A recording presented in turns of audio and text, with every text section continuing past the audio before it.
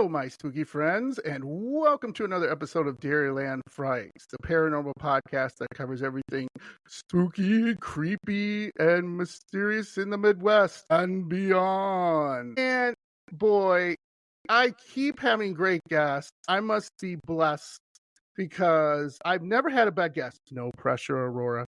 Anyway, on the podcast, I'm going to take you guys a little different places today.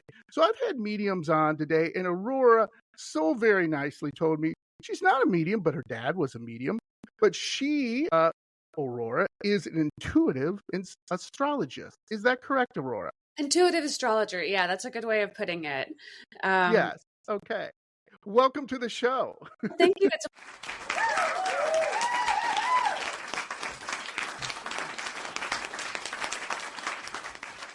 a pleasure to be here. Thank you so much for the invitation.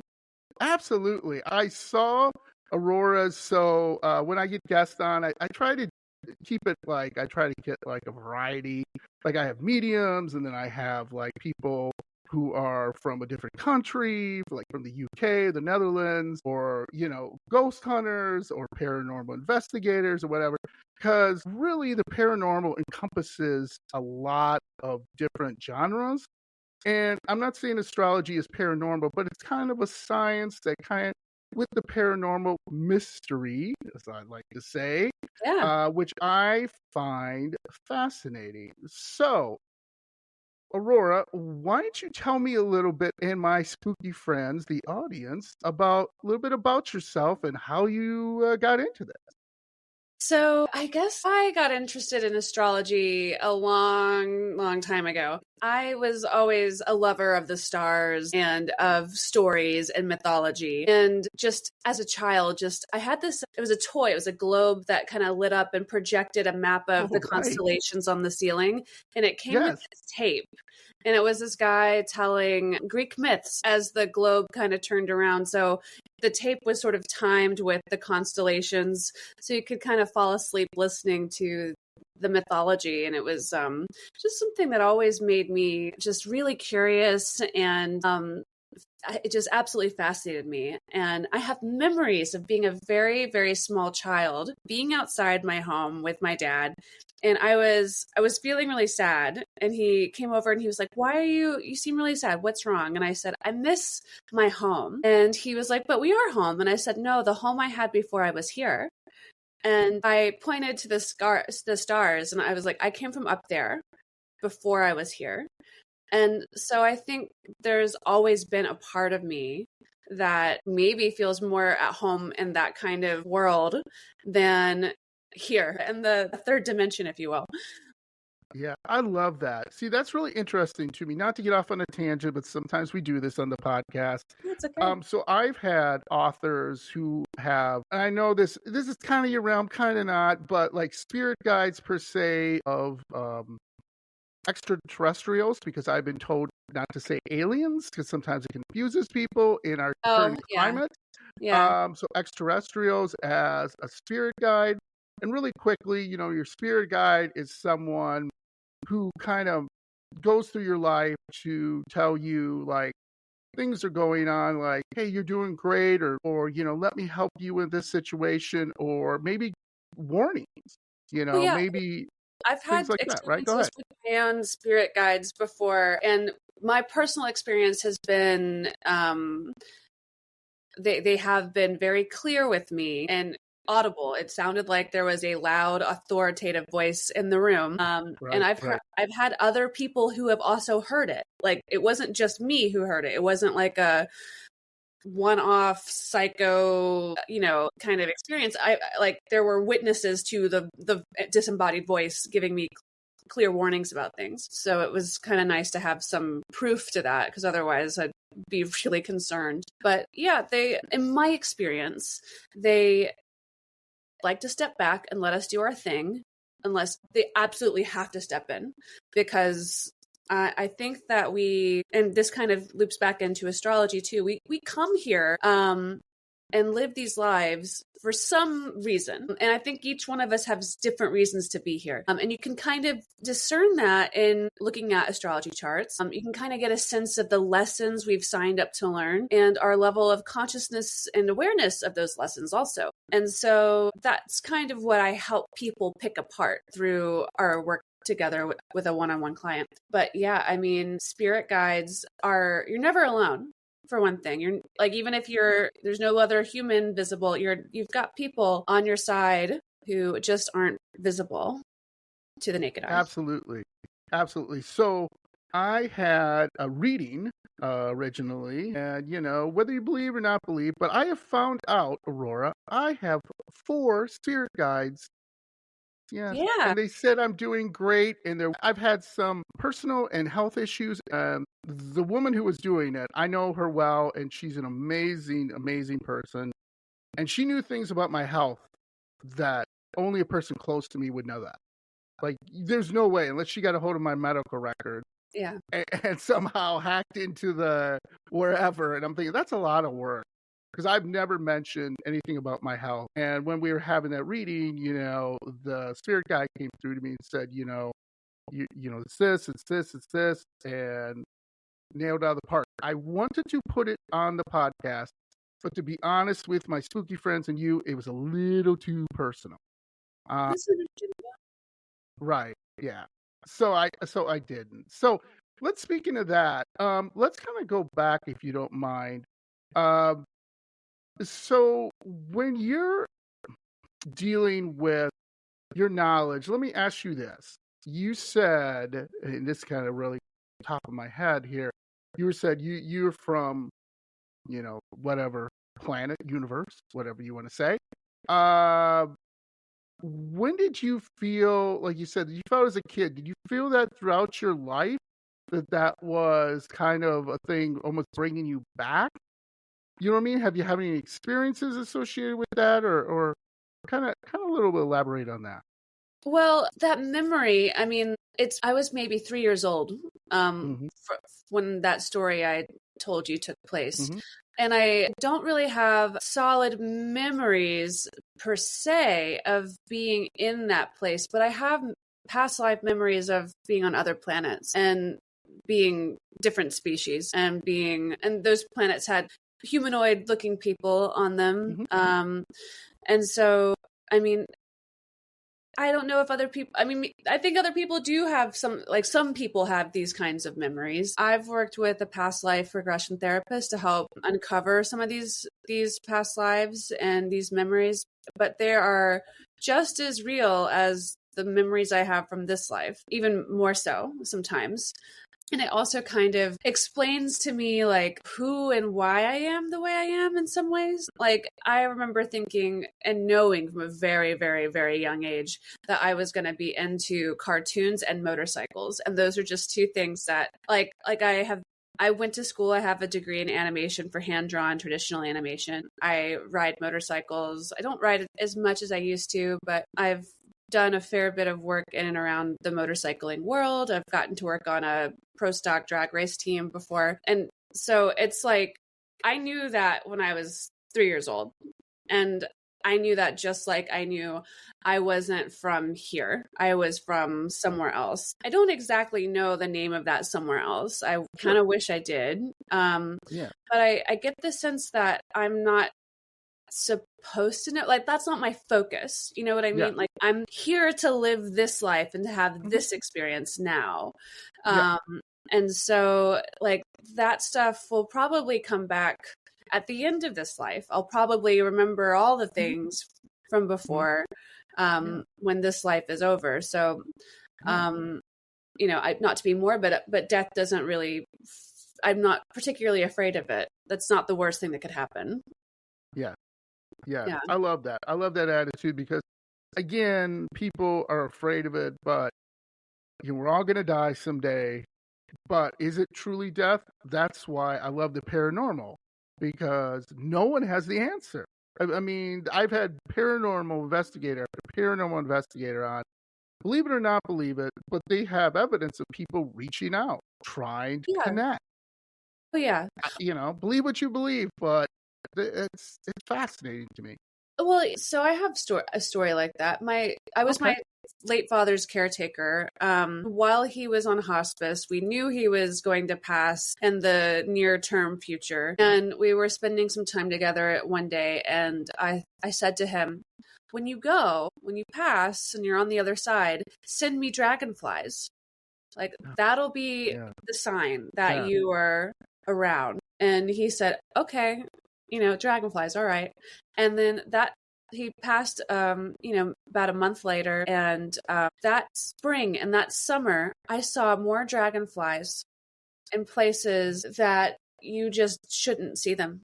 I've had them land on me, like big ones, and that's Yeah. not something that has ever happened to me before.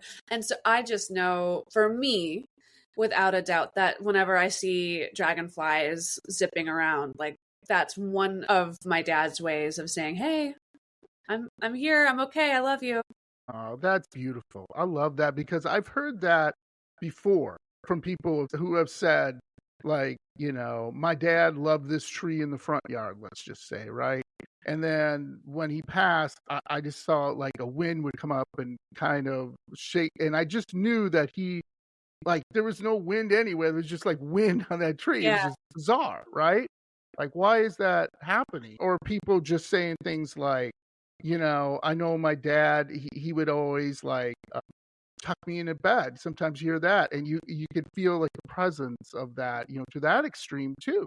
And I yeah, think that's amazing. So let me ask you, because if people are like trying to I don't know, get into astrology and everything, let me ask you this: how did you learn? And correct me if I'm using abilities, all right? But how did you learn to develop your abilities and kind of figure out this was your path? We kind of talked about that a little bit. If you kind of explain that a little bit, because that's just interesting, like astrology and stuff. You can't just be like, okay, I'm just gonna do it today.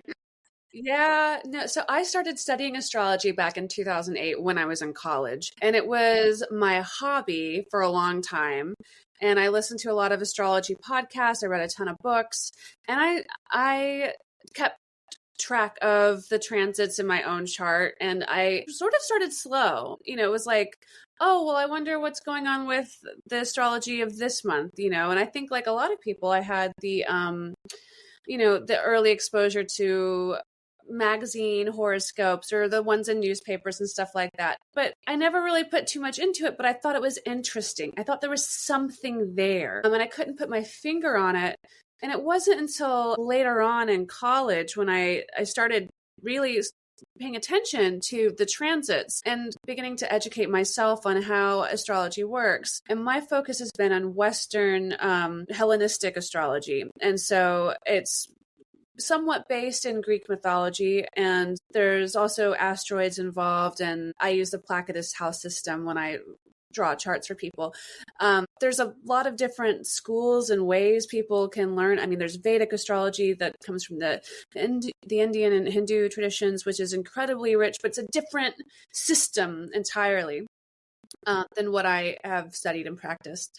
But I studied for about 10 years as a hobby until I was I was in the midst of my Saturn return when I was about 29, 30 years old. And if anybody who's listening knows anything about astrology at all, they've probably heard of a Saturn return. It's one of the bigger life events because Saturn tends to come and knock us on our ass, and to teach us a lesson, like with good reason. He knocks us on our ass. I like to kind of tell people that Saturn is sort of the stern father, authoritative figure of the astrological pantheon. He wants you to learn lessons so that you can become responsible and be the best version you can deal with being. And then once you level up and you take accountability for some of your shortfallings and you start to be accountable and maybe stop fucking around so much, and do some hard work on yourself,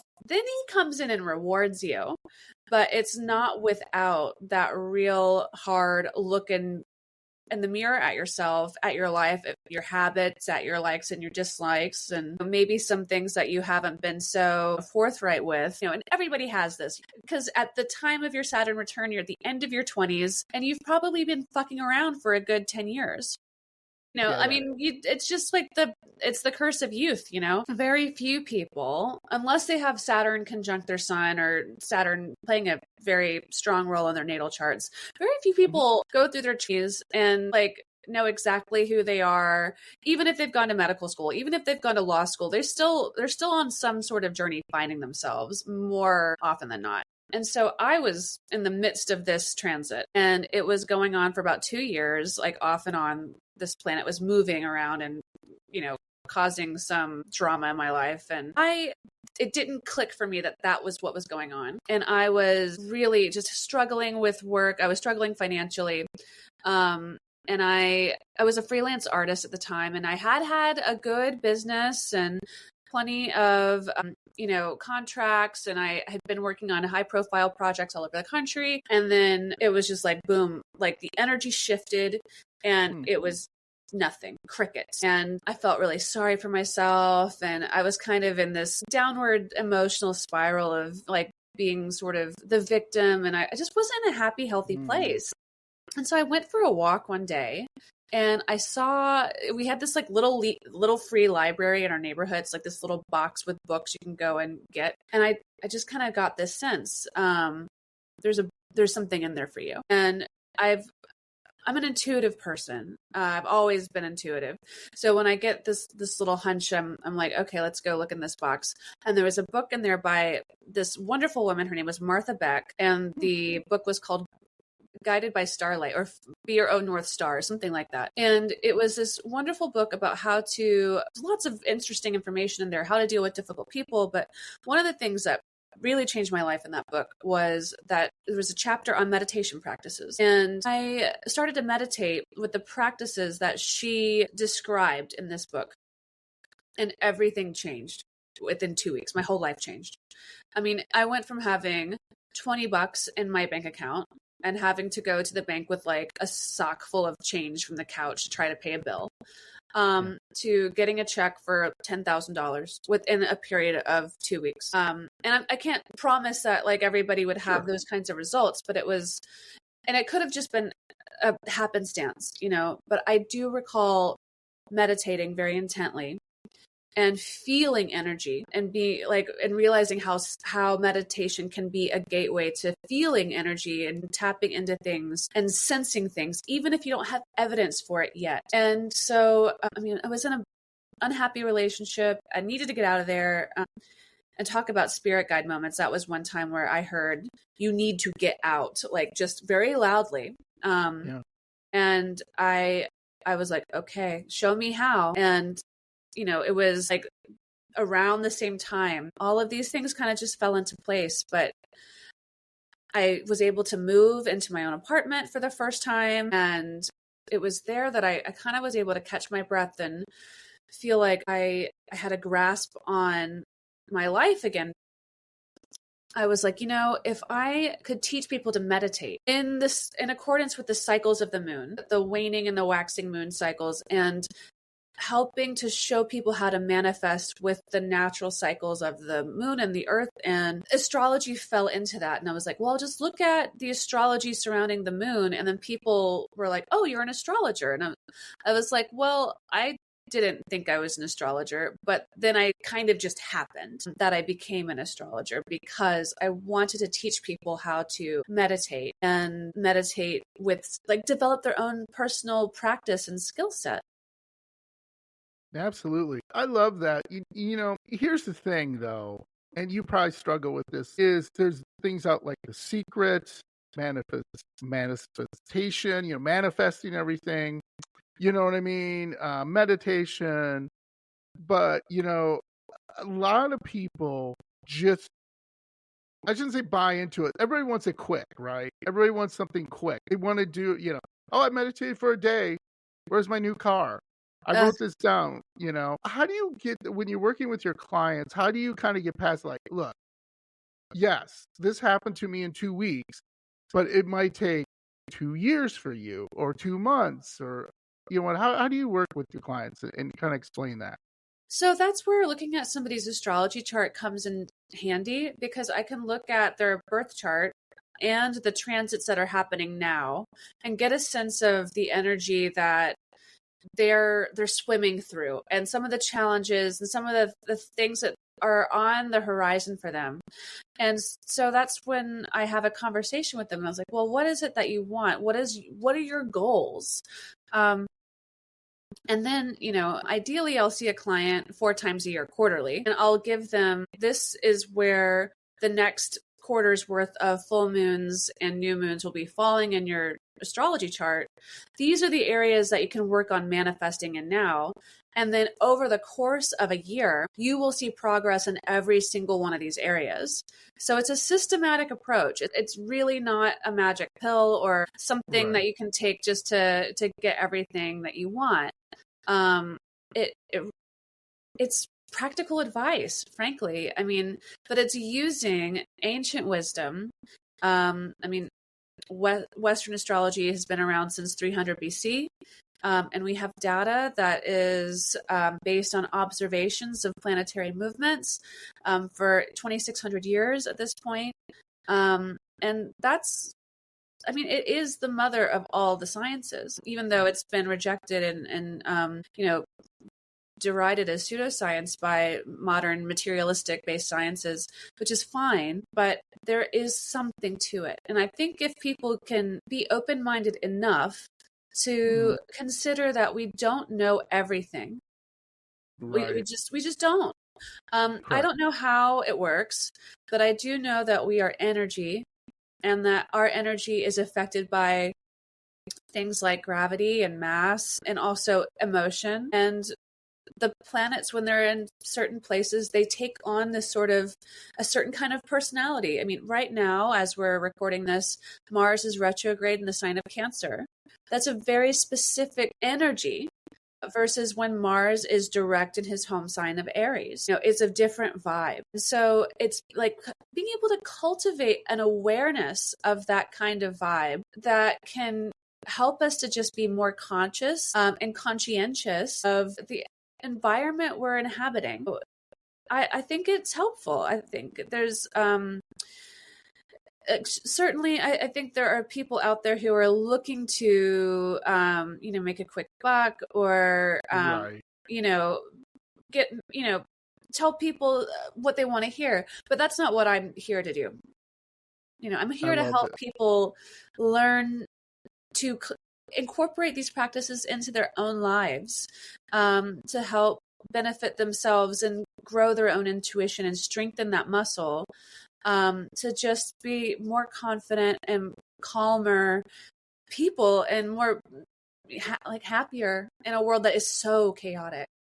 Yeah, and that is really interesting to me because everyone's different. Life is, to me, very random, and I can tell you very random things that have happened to me that I didn't see coming, and just, for good or bad. So again, if you have someone like yourself and it's a shame people have to make a quick buck, but if somebody like yourself with integrity who is like, okay, look, let's go through this, let's build that muscle and make it stronger. And I love that. That's really cool. So I have a question though. Yeah. I did a little research and something that I thought would be really interesting for you. And if it's wrong, just say it, because again, this is just my research from what I've gotten off the web, as they would say. So one thing I wanted to know, describe the role of planets and their astrological meanings in a natal chart.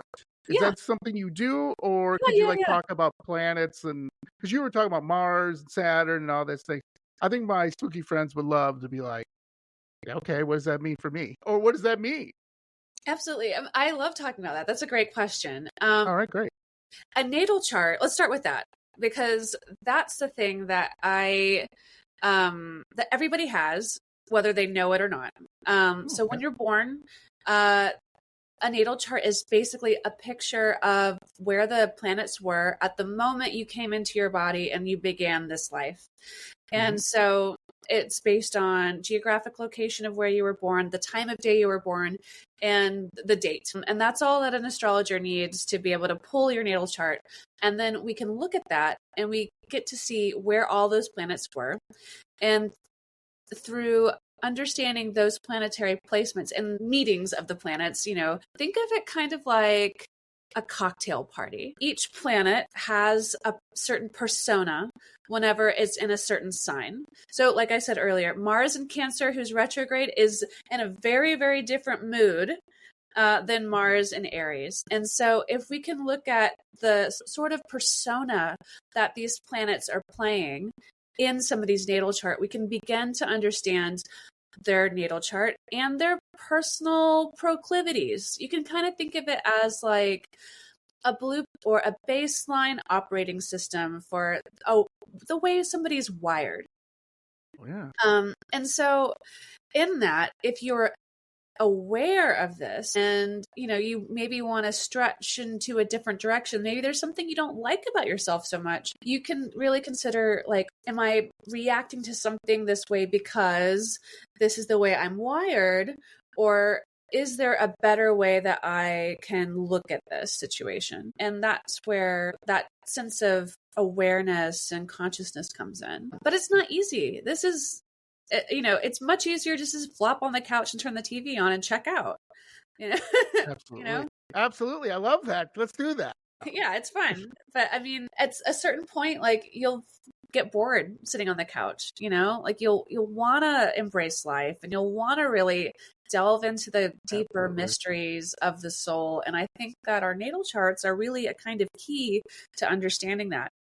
And so if we look at the natal chart as that sort of baseline operating system, and then we look at transits. Transits are where the planets are now in real time or at a certain date. We can look at any date and time you want. So we kind of get to time travel and we can kind of get a heads up of themes. Because like I said, we have 2,600 years of data of things that happen when certain planets do certain things in the skies. And as the esoteric saying is, as above, so below. Absolutely. I love that. That makes total sense. Now, I'm super confused about this. What are astrological houses and how do they represent different areas of life? So what's up? Help me out here, Aurora. I'm totally confused. You explained it beautifully and I got it. Now there's houses? Yeah. So when we look at a natal chart, it's divided into slices like a pizza. So there's like all of these lines through it. And those little slices are what we call houses. And there's 12 houses in everybody's natal chart. And there's different house systems that you can use for different purposes. But it's just a way of organizing the slices of the pie. And the way it's organized is based on the rising sign. And so some people will be talking, if you're at a cocktail party or something, somebody will be like, oh, you're into astrology? What are your big three? And so what people mean by that is, what is your sun, moon, and rising sign?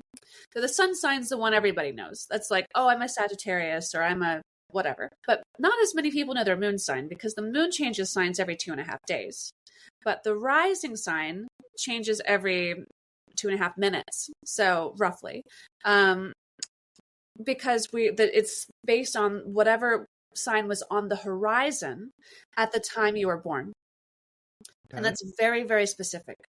And so that's how astrology can be very, very personal and useful as a tool for self-reflection, for meditation and manifestation, and also for forecasting future events and understanding personal traumas in the past. I love that. So, you know what the next question is going to be. Explain the concepts of zodiac signs and how they are used in astrological interpretation. Ooh, that was fancy. Yeah. So, I mean, like, just the signs like Aries, Taurus, Gemini, like on through to Pisces. And they're based on constellations and there's mythology and planets assigned to them. And it's really a beautiful system when you really begin to understand it fully. I don't know that I've seen another system that works quite so well. It's sort of its own art and the way that it works, because it's absolutely just divine, I think. But I mean, so we can talk about Mars some more. So right now, like I said, he's in Cancer, but Mars in Cancer is very reserved and sort of introspective and security focused, and also quiet, and can be very slow to get things done. And the energy of things when Mars is in Cancer just tends to be more plodding and like just almost arduous to make progress in some ways. And it can also just feel like very security focused, like you have to hold on to what you have tightly, versus say Mars in his home sign is Aries, so we'll go with that. Mars in Aries is very aggressive. It's very gregarious and a risk taker, a daredevil, like I would say Evil Knievel kind of embodies that Mars in Aries, like show off, flamboyant kind of energy, like look at what I can do, and then doing it with flying colors on a motorcycle upside down and backwards. So, but Mars in Cancer is like, especially when he's retrograde like he is now, it's very like reserved and introverted, and really would be happy just cozying up with a cup of soup and a good sweater in front of a fire and reading a book. So that's kind of what the planets are like in different signs. And each planet has a different sort of personality in every single sign as well. I love your analogies, Aurora. Yeah. Those are great. So I guess one of my questions would be for you too is, and let's get back to reading, okay? Like, how would you explain a challenging like planetary placement? Now, you might use a different word. And how would you advise a client on navigating it? So, you were kind of talking about, oh, this Saturn's kicking your butt, and maybe you're talking to a client and you're like, there's going to be some tough road ahead for you. How do you talk to your client about that? Well, I like to ask them questions. If I see things that I'm like, oh, that's not good, I can start, if I can, and I'm usually pretty good at sussing out like what's going on based on just looking at a chart. And I was lucky enough for a while to work, I was an astrologer at a Renaissance festival for a while, and which is very different from what I normally do. But normally like people find me somehow and they book an appointment with me, and we get on Zoom and we have a conversation kind of like this, but I pull in their astrology charts. But when I was working at the Renaissance Festival, I didn't get to do that. And I didn't know who these people were. It was literally anybody who was wanting to come sit with me and talk to me about astrology and pay for, 20 minutes of my time. And it was a lot of fun. And it was also kind of like the SATs of astrology in some way, because you just had an ephemeris and that's it. Yeah. And it just tells you the numerical position and the sign of each planet. So I just had a list of numbers, and that was it. All I got to go off of for these people. And I had a guy come in one day, younger guy. He was on the end of his Saturn return. I think he was like 30, 31. And he had a Venus in Scorpio placement. So his planet Venus was in the sign of Scorpio when he was born. And I remember sitting down and looking at him, and he was really cocky. He had his whole family with him. And he was kind of like, y'all watch this. This is going to be a laugh. And he just kind of thought it was bullshit. And I was like, yeah, come on. Like I was really nice to him. And he sat down, and I pulled up I found his birth date in the ephemeris and was looking at stuff. And just off the top of my head, I was like, okay, so what was going on in your love life a year ago? And his face just changed, just dropped. And he like the color just drained from his face. And I was like, well, what was it? I know it wasn't good. And he was like, I got divorced. And he just started crying. And no. Yeah. And like, so I was like, yeah, well, Venus was retrograde over your Venus. That was probably a really tough time for you. And I think he had some really nasty, like difficult placements, not nasty, and it's like hard to deal with placements that he had been going through. And I was like, what was going on at this time? What was going on at that time? And he was like, well, I was in prison, and that's why I got divorced. And I was like, well, you're getting a second chance now. And I could see, because I could know where the planets were moving towards. I was like, look, you're getting a second chance. You're out, you're got people who care about you, and you're here. So don't do whatever you were doing before, because you're not going to get a third chance. This is it. So make good on it. And he just looked at me with like the biggest eyes, and it felt like there was a connection, like that he understood what I was saying, and that there was some real truth to it that hit home for him. I never saw him again, but I felt like I may have made a difference that day. And it wasn't just, entertainment, and it wasn't just a laugh. Sure. So I like to ask people questions, because then they get to tell me what's going on, and then I can help pull the threads together and then give them some hope for the future. Because the thing about planets is they don't take days off. They're always moving. So the energy one day can be very, very different from the energy the next day. Aurora, where were you 3 years ago when my life was going in the toilet? I wish you had done a reading for me then.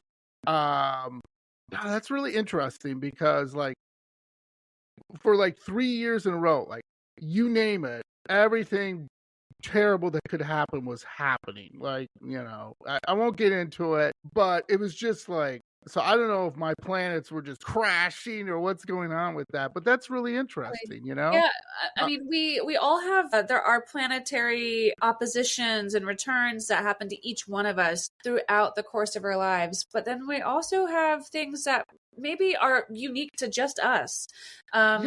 So Pluto is a very slow moving planet. And so a lot of people won't live through a Pluto Sun conjunction unless they have their sun sign kind of near where Pluto's moving towards in their lifetime. But Pluto takes 240 years to make a trip around the zodiac. And so when I was born, Pluto was in Scorpio. I'm a sun in Sagittarius. So I lived through a Pluto conjunction on my sun, which is one of the most difficult transits you can live through. And I don't necessarily recommend it, but it is something that I can say I've lived through, and I've come out the other side and I understand it. And so that is one thing I think that as an astrologer, I have a bit of an edge over some, having lived through that, like one of the most difficult transits you can live through. And so I help clients who are going through that. And now Pluto's in Aquarius. He'll be in Aquarius for the next 20 years. So Aquarians out there listening, if you want me to talk you off a ledge, please don't hesitate to get in touch, because it's not fun, Pluto conjunct your sun, but you can live through it and you can grow from it, and it's absolutely transformational. But there's difficulties set up in our lives astrologically, for sure, that we have to overcome. Absolutely. So thank you, Aurora, because you gave me two questions that I wanted to ask you, that you set me up perfectly for. How do you handle situations where a client might be seeking validation for pre-existing beliefs or desires, right? So they come into you already like, all right, Aurora, this is, and you're like, whoa, right? I mean, how do you handle that? Well, I mean, there are certain planetary placements where you can see this coming. You can look at somebody's chart and you can see, okay, this person's a very materialistic, pragmatic, cynical kind of mindset. And that's fine. The world needs every single kind of person on this planet. It does. Whether or not we like all the people on this planet is another story. But the world needs conflict to grow. Really, it doesn't need to always be in conflict to grow, but at certain points we do need conflict. But I think I look for ways to add value to their experience and to their lives. So it's not necessarily about validating them or stroking their ego, but giving them something to consider. And it would be unique to whatever person is sitting in front of me. One person came to me and they had a south node in Capricorn and a north node in Cancer. And the lunar nodes are, they're interesting. They're not even planets, but they're something that I like to use in astrology because it can really help unlock difficulties, make them less difficult for us. And so for a person with a south node in Capricorn, these people are natural workaholics. They would rather be at the office than be at home. But that's not what they need to do. They actually need to learn to be softer, more caring, more nurturing, because the North Node is all about our soul's growth and our destiny, like what the universe sort of demands of us to cultivate within ourselves. And so I had this guy sitting in front of me, and he seemed like really skeptical about stuff. And I was like, so when did you stop being a workaholic? Because you seem pretty happy right now. And he was like, well, how did you know I was a workaholic? And I was like, well, I'm looking at your astrology chart. And I was like, at some point, you prioritized your family and your home life above the work life, and everything got better. And he like kind of looked at me like he didn't want to admit it, but then he was like, actually, a few years ago, like we went through some things and I really had to readjust my priorities, but since I've done that, like everything, even work flows better, like it just does. And he was interested in what I had to say. So it's about finding things to pull out, to tease out that could give them some food for thought versus trying to convince somebody of something that maybe they're not interested in being convinced of. Yeah, absolutely. So kind of piggybacking off that question, can you describe a time when you had to set boundaries with a client regarding their expectations from an astrological reading? Not so much with clients. I'm pretty good with with my clients. I mean, it's an hour and 15 minutes of our time, and then it's via Zoom, and I give them a lot of reading material. And I've never really had anybody cross those boundaries. Good. So that's been good. I've had other astrologers cross boundaries. And I've had people in my personal life cross boundaries, but not so much my clients. My clients tend to be really wonderful people. I'm lucky in that way. Yeah, you are very lucky. People listening to this are going to be like, wow, Aurora sounds cool. Yes, she is. She is officially one of my spooky friends. But here's where people really need to know is like what are your ethical guidelines when providing astrological advice, particularly regarding sensitive topics like health or relationship? I think I've got a great example for this. So I had a client come to me about a year ago, and I could see that there were things in her chart that, well, actually, I've got two stories. I'll tell the one I'm telling first, and then I'll tell you the other one. So I could tell that this person's relationship life was about to really undergo a change. And she was telling me some things, and I was like, well, does this feel like a happy, like equitable relationship to you? Is this what you want? Because based on what I'm seeing here, this isn't it. Like you're about to go through a real transformation in this part of your life. And that transformation is you have a say in that, so you think about what you want and what you feel like you deserve and whether or not this is it. Because if it's not, like, life is short. And her relationship ended a week later, and the guy was gone, 2 weeks later. And I felt hugely responsible and had this real sense of guilt, like maybe I had done something wrong. And I was able to have many conversations with her afterward. And she said, no, you absolutely did the right thing. You didn't tell me my relationship was over. You just got me to ask myself questions that helped me to find the answer for myself. And that's kind of my approach it's pretty Socratic.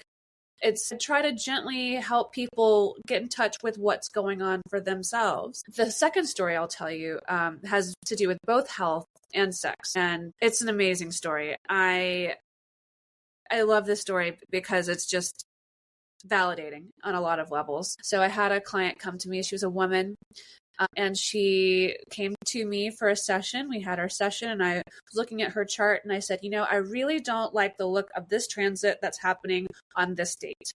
Do not make plans. Don't go out of town. Don't have any big commitments on around this weekend. I don't know what's going to happen. I don't think it's going to be fun. I don't think you're going to enjoy it, but it's going to be transformational, and it's going to have to do with sex. And your sense of femininity. But I don't know what it is. Like, the universe can give me clues, but it doesn't tell me the whole story.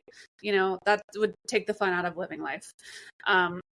So, she said, okay. She goes away, and then that date rolls around on the calendar. It was Uranus conjunct her moon, I think is what it was.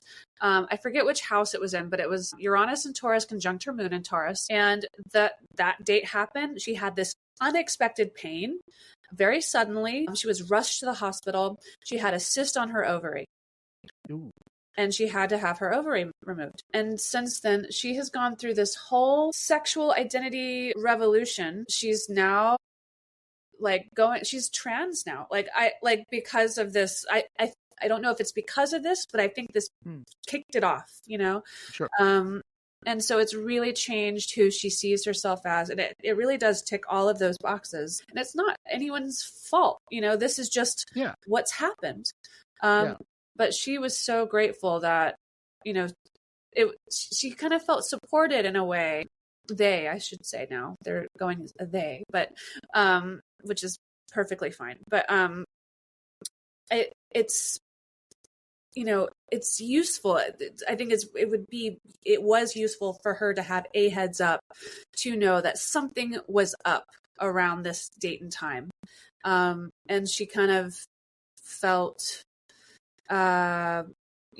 supported, in that, as much as you can be for something unexpected like that. It wasn't fun, but she's survived.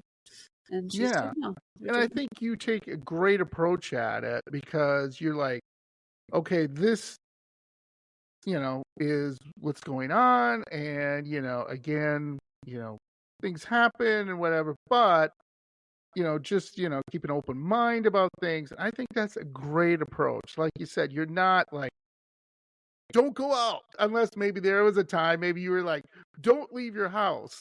Was there a time like that where you actually told a client, like, it's February 12th, do not go outside your house? It's not. I did have a client recently who's going through some stuff, and I told them, it was like, I hope they're doing okay. It's like kind of now, it's like the end of January to the end of February, right? So for the next month or so, like, please be very, very, very careful. Just don't drive distracted, and keep just be very aware whenever you get behind the wheel of a car, because you're going to be more accident prone, and just try to mitigate the fallout from potential accidents as much as possible. So I don't tell people to not live their lives, but I do give sensible advice. Because it's good to be reminded and to be aware. If you don't know that's you're kind of a magnet for misfortune at a certain period of time, then you could just be tootling along, and next thing you know, you're in the hospital. Because I was driving home last night from a concert, and there was a car having car trouble, and they were very clearly stopped in the middle of the interstate in Atlanta. They were stopped, their car just died in the middle of the interstate, and somebody wasn't paying attention and came in and slammed into the back of them going 70 miles an hour.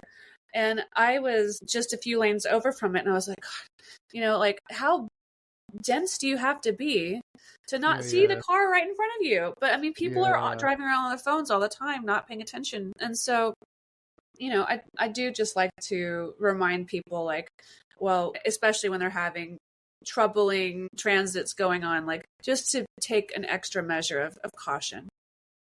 Yeah, absolutely. So let's have a little fun, okay? I'm going to ask you some questions. I'm not trying to put you on the spot or anything, but I am a Taurus. Okay. Okay? All right? I was born in April. If you need to know my birthday, I'll tell you. I don't care. I bet Uranus was on your sun whenever you were having your 3 years of fun not that long ago. Well, thanks for telling me now, Aurora. You should have found me sooner. I don't know. I should have found you sooner. What was I doing? So let's have a little fun here. Okay, so let's talk about relationships. And again, don't worry, I'm not trying to put you on the spot here, but how do you analyze, I'm a Taurus, my compatibility between two people using their natal chart? So you hear this all the time. I'm just going to throw this out, so don't laugh at me. If you do, snicker. So maybe a Pisces is not good for me, but maybe a Capricorn is better for me. I don't know. But how do you do that? So I'm coming to you. I'm a Taurus, born in April. I'm looking to find Mrs. Right. Do you get those? And what I would you do. tell me? Yeah, I Okay, do. let's I go. get clients, I get guys coming to me and they're like, I've got these two girls. Here's their information. I need Oh, to know who's better for me. And I'm like, all right, let's get into it. Like, I I have love it. um, and I think it depends on what the person's looking for, right? Whether Yeah. they're looking for Mrs. Right, Miss or forever, or for Mrs. Right now. And it's the whole chart. So it's not just whether or not somebody's sun sign is a match for somebody else's sun sign. It's their moon signs, it's their Venus, it's their Mars. It's Mm-hmm. where these things fall in their houses. It's very complicated. So it takes time for me to look at these things, and I do it with the person. Yeah. So I kind of talk about like, well, this person's, so you're a Taurus and you said the sign Capricorn. So Taurus and Capricorn get along really, really well. They like they're they're just very practical and pragmatic. Capricorn brings the money to the romance. Taurus likes to spend the money on nice things and make the home comfortable and have good food around. So that can be a really stable environment. A Taurus with a Pisces is going to help support the emotional nature of the Pisces intuitive, flowing, sort of ethereal, creative vibe, which can also be really stimulating for Taurus. But Taurus is going to have to take on a little bit more of a masculine role and being the supportive figure in that sort of situation. Because if we just make it very simple in terms of elemental, like elements, Earth supports water. So Earth like contains water, and that can be an interesting and creative relationship that might be more exciting than two Earth energies coming together, which can be a little bit stagnant and stale. So Yeah. depends on what somebody's looking for. So in other words, you get me, and I say I'm looking at these two different women. I like, I'll just say Julie and Sarah. All right, Sarah's really cool. I really like Sarah. She's outgoing, she's fun. But I like Julie. She's practical, and she's honest. She's whatever. So like you said, you'd basically, but I guess let me back up here. What if I told you a sign that you're like, is there a sign that like, no way, that is not gonna work? Like Julie's I don't know, Taurus too. I don't know. Do Tauruses and Tauruses work together? I'm just They figuring it out. can, but Tauruses have a tendency to be somewhat self-involved, and which is fine, they don't like to share very much. So two Taurus, What? so like Thanks two a lot. no offense, but I'm like, not sharing anymore. but like, so two Tauruses can be a little bit petty if they're not really jiving together. Because it's, again, Tauruses is just where the sun was when these two people were born. So like they can get along pretty well, but where their moons were, where their rising signs are, where their Venuses are, that tells a much richer story. And that's where looking at two charts in synastry comes in handy. And that's what I do for couples readings. And I also have couples come to me for transits and helping them plan their families, or when they should purchase property or take a big vacation, things like that too. So it's not always just like who's gonna keep me interested, but you can tell like who, like, just without any information other than the charts, you can see beautiful contacts being made or very harsh contacts being made. And the hard ones are not going to be fun relationships for the people. So you want I'm sorry, go on. Oh, go ahead. I mean, you just want to look for easy connections in people's charts. Yeah. So I think I figured this out. Aurora, I think you figured this out. And I'll have to have you back on because I got a million other questions Yeah, for I'll you. be happy to come back. So there are people who get me and people don't get me. I mean, I've talked about this already to like mediums, and we've talked about auras, we've talked about energies and stuff. Like literally, I'm one of those people, I walk up to certain people and they're like, okay, man, whatever. Other people are like, John, hey, give me a hug, and stuff. You're the greatest. It's super weird, and I don't know why it happens, but also it happens more with women than men. So, like, for example, a lot of my coworkers, I work with a lot of female coworkers, and either female coworkers are like, "Hey, John, let's have lunch and let's talk about this," or let's let's goss, let's do some office gossip, And other people, they wouldn't give me the time of day, Aurora, when I even try. When I like, "Hey, Sally, how you doing? How's your day going?" And then, yeah, okay, John. And then they're looking the other way and they're thinking, how am I getting out of this conversation? So Yeah. how do you, I guess that's kind of a rambling, sorry to go off that tangent, but like, how do you, when people come to you like that and they're just like, Aurora, I don't know what's going on. I'm trying to make new friends. I'm trying to find the person to spend the rest of my life with, but I connect with some, but I don't connect with others. Like, do you ever have those conversations with people? I feel like I have those conversations with myself all day long. So yeah, no, I mean, I know what it's like, and the struggle is real. I think everybody has that, but you can, like, if we're talking about astrology specifically, you could look at two different people's charts or three different people's, and two of the three get along really, really well. And there's a third person who is like the third wheel. You can see conflict in the chart elements and the placements, and you can know who's going to be like, without seeing the people in the wild or what they look like, or witnessing their interactions. You can tell who is who based on the pictures of their chart. And you can say like, well, these two will get along and this person isn't happy with this for some reason. Or maybe they get along in some way, like they're serviceable. They're a perfectly capable accountant for these two people, but they're not friends, like they're doing their job and they're honest and whatnot, but they're not buddy. You could see it. Yeah. That's interesting to me. I've always found that really fascinating, especially different people who I meet and everything like that. And I'm that way with other people. I'm not saying it's just me. I've met some people, I'll be honest with you, where I'm just like, yeah, we're just not gonna work. Yeah. It's not that I want to use this correctly. It's not that I hate anyone, because that's for children. It's just nothing I can do or say, and then I have to fake it till I make it. Like I said, I'd be, hey, how you doing? How's everything go? And I sound like some cheesy, I don't know, salesman or something. I don't know. You know what I mean? And I think that's really interesting. I would love to like have someone like you just come in the middle of the conversation and go, okay, let's figure this out. Yeah, that's a good point. I mean, so I can give a personal example. So my son's in Sagittarius. My son, I'm a sun in Sagittarius person.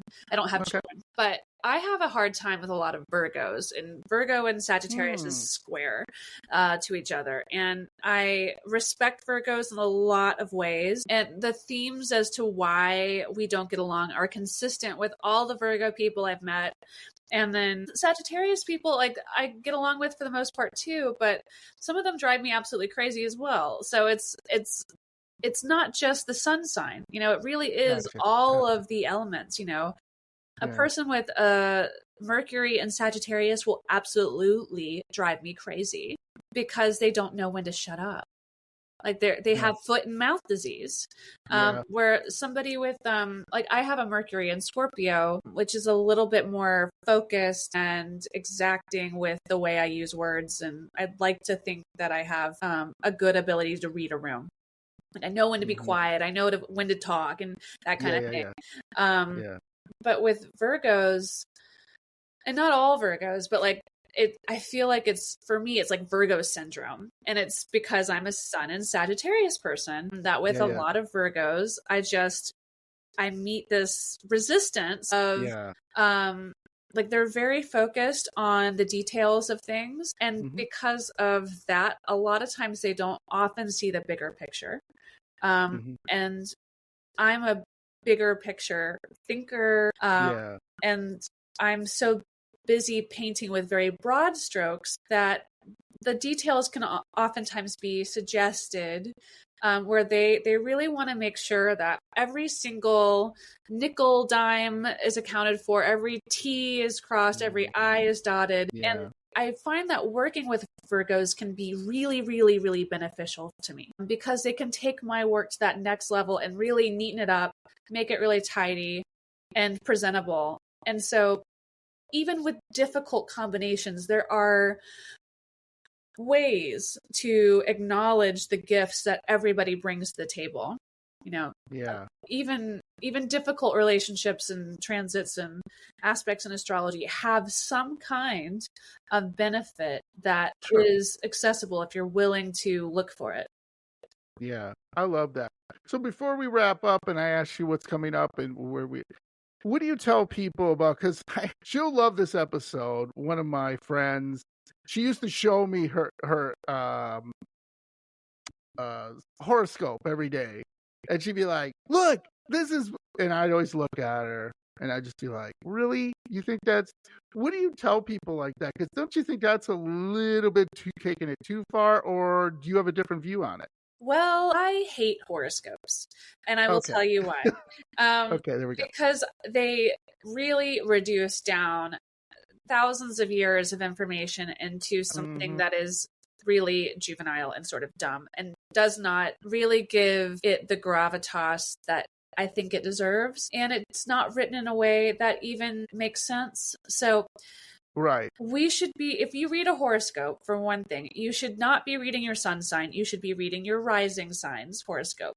So remember earlier in the conversation, I was like, the rising sign changes every few minutes or so, because that dictates where the houses fall. And so the rising sign will give you a better idea of what is actually going to happen for you that day. So you might be a sun Taurus, but you could be an Aquarius rising. So in that case, I would say read Aquarius, don't read Taurus. I mean, read both if you want, but like Aquarius is probably going to be more accurate for you. So I think that most people are out there reading the wrong horoscope. And then the people who are reading the wrong horoscope and they're like, this is bullshit because this never shows up in my life. They're like, well, it must be astrology being bullshit because this doesn't ever work for me. But it's because publishers have made a toy out of a very intricate, articulate system and have really dumbed it down and have done the practice a disservice in doing so. Yeah, I couldn't agree more. So again, it's for entertainment purposes only. If you really, people, my spooky friends here, you really, really, really want to know what's going on and get, some, how would I say, direction in your life, Aurora is the person to reach out to. So we'll reach out to her. Because all I can say is, wow, I came into this conversation going, I know nothing about it, and now I know a lot about it, and it's super cool. It's not the stupid paper reading it, and it's not, some goofy, I don't know, chart on a wall. It's like more than that. So it's amazing. So tell me and tell my spooky friends where they can find you and, set up a session or maybe just reach out to you. Yeah. So my website is bloodmoonmilk.com. I also do a podcast that comes out every new moon and full moon called Blood Moon Milk Astrology. You can find it on Spotify, Apple Podcasts, all that stuff. And I'm doing a full moon workshop for the upcoming full moon in Leo. It is limited availability. That's going to be on February 9th. So a week from tomorrow at 6:30 p.m. Eastern. It's via Zoom. It's $25. I'll give everybody who signs up a picture of their natal chart and the transits with the full moon, and then we'll log on to Zoom and I'll talk about what's going on and kind of help people make sense of that for themselves. Because I really think that if people can learn this system for themselves and kind of find ways of implementing this, and it's just in a very small way, it makes the world a collectively better place over time. So, and if you want a session, just reach out. I'm Aurora at bloodmoonmilk.com is my email. Aurora with an H on the end. This has been amazing. I got one word for you. Wow. This is great. Like I said, I went into it thinking one thing, and now I'm like blown away. So thank you so much, and thank you so much for going over time. But definitely have you on. Back on because I didn't even get to some questions I wanted to get to more into the signs and the houses and stuff like that. I wasn't trying to overwhelm you, like, whoa, what are we getting into? Because this could go on for like 3 hours, and you're like, I'm looking at my watch. But no, thank you so much, and thank you so much for going over time here. I truly appreciate taking time out of your day to spend with me. And when this comes out, like I said, my spooky friends, I'll have all the links in there. Please go to her podcast. Please reach out to her, even if you're a little skeptical. Right? It's okay. Right? Send you a message. Skepticism is a healthy part of life, and I embrace it fully. Yeah, and please ask her some questions. I'm sure, Aurora, you love questions about, how do you deal? Because we only scratched the surface of how she deals with clients, but she told some amazing stories about, how it kind of shaped their lives, even in a little way. And that's a good thing. And to Aurora's point, too, even if it makes your life just a fraction better, that's awesome, right? Because we all need that in this world today. Absolutely. Thank you so much. It's been a true pleasure. Thank you, Aurora. You have a great day and have so much fun. One thing too, maybe we'll have to do a reading someday. Yeah. Anytime, I'm here. All right. Love that. Thanks, Aurora. Bye-bye. So much.